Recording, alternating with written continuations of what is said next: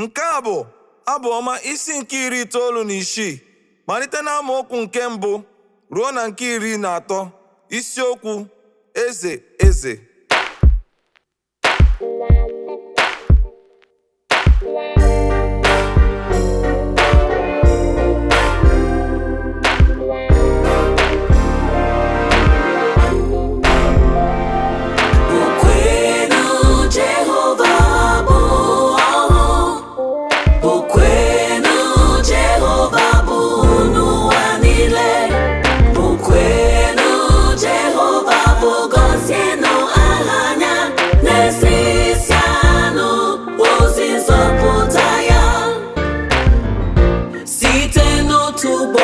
Ruo n'ụbọchị ọzọ, ka ọ sa n'akụkọ ebube ya n'etiti mba niile,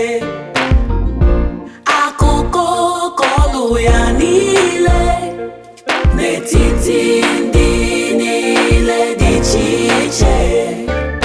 N'ihi na Jehova dị ukwuu, bụrụkwa onye na-eto nke ukwuu.